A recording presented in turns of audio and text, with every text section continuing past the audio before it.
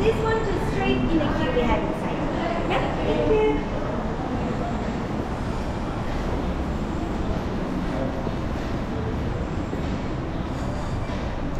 This one is fine. Thank you.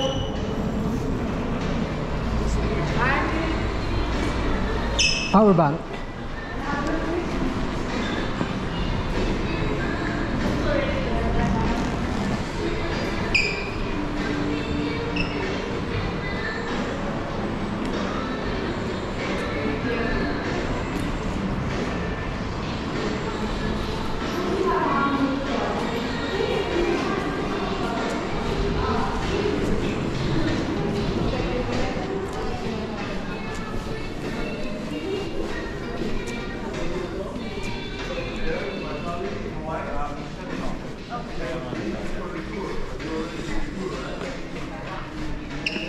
Bottle pick up.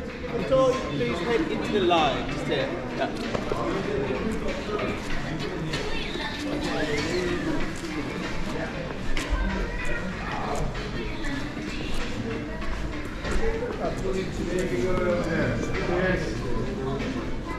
Hi, how are you?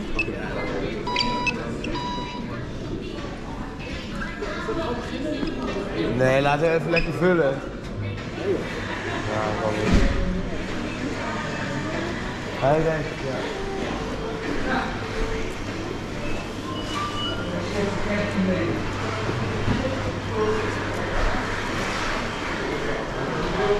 Auw!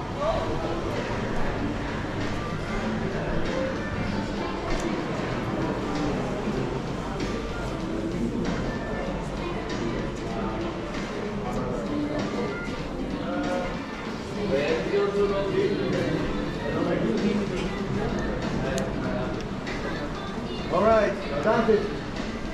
Ik doe nog niemand meer in staan.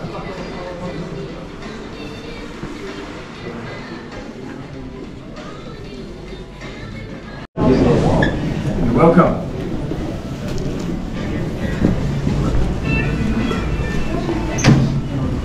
You have scanners for you?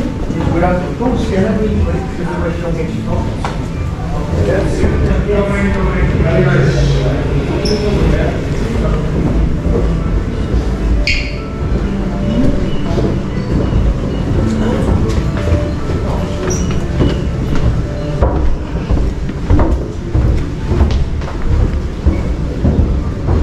Welcome, ladies and gentlemen.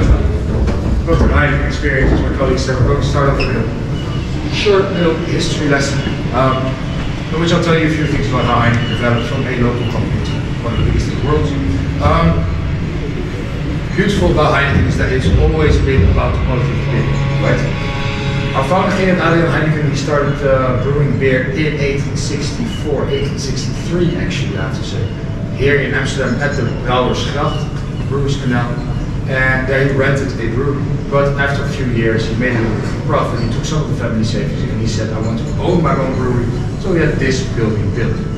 It was finished in 1867, and it was our main brewery until 1988. It used to not just have this building, it used to consist of all 4 blocks over here, including housing for the people that work for Heineken, etc. Now, in 1988, unfortunately, we could no longer expand and cope with the international demand. We were also caught up in the middle of a vibrancy, so it was very hard for us to export everything outside the brewery. So we had to move to another facility. In 1988, we moved all of our brewing facilities in the Netherlands to our brewery in Zoeterwoude, the biggest one of Europe, starts with 111 football fields. Now, Heineken always wanted to grow, as I said, but growing also means selling your beer to more and more people. How do you reach out to people all around the world? Nowadays we do that through sponsorship deals, through commercials, whatsoever, right?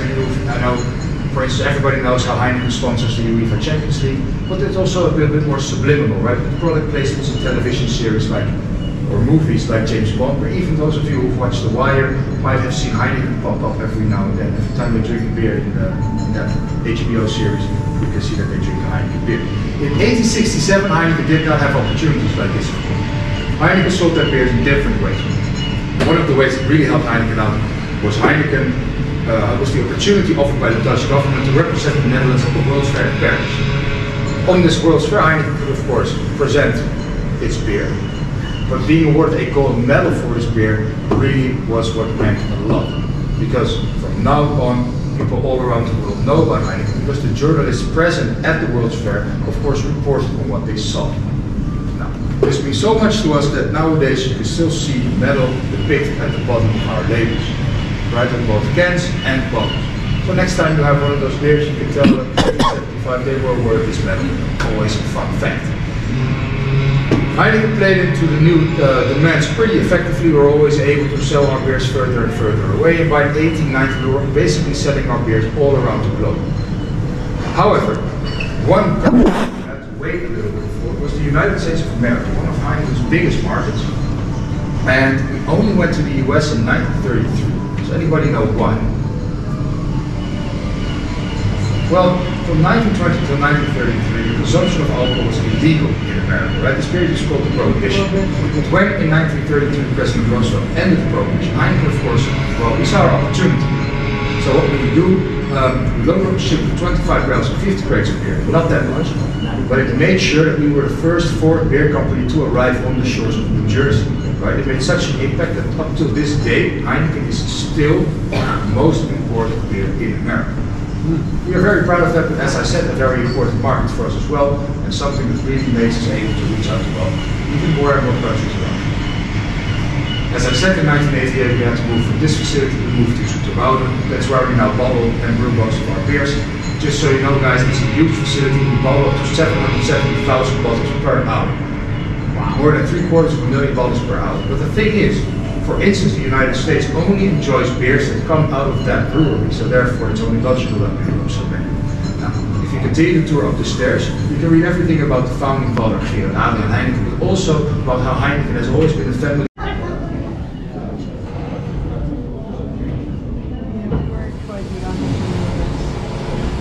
No beer making?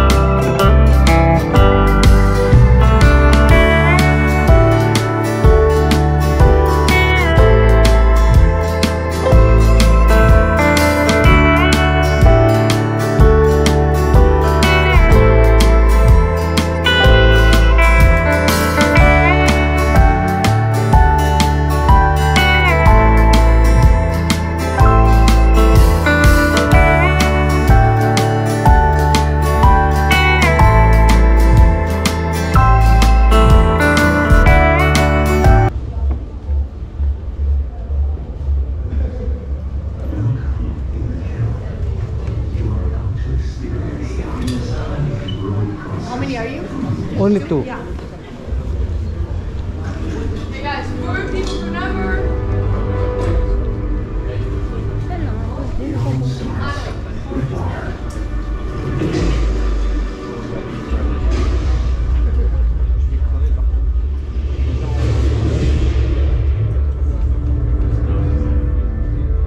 We add malted barley.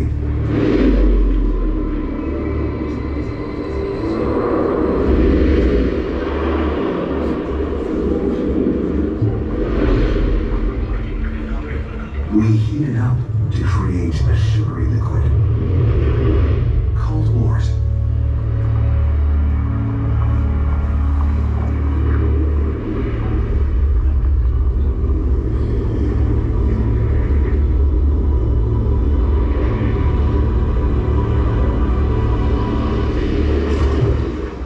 Hops are added for the bitter flavor.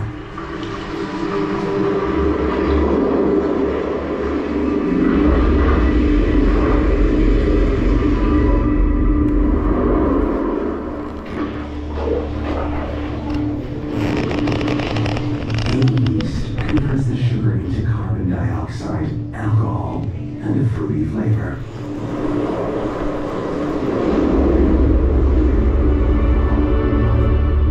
You have been transformed into a fresh Heineken beer, and now you are ready to be bottled. Good luck. Hey guys, wonderful. So now if you move on to the next room and stand on the platform to do numbers.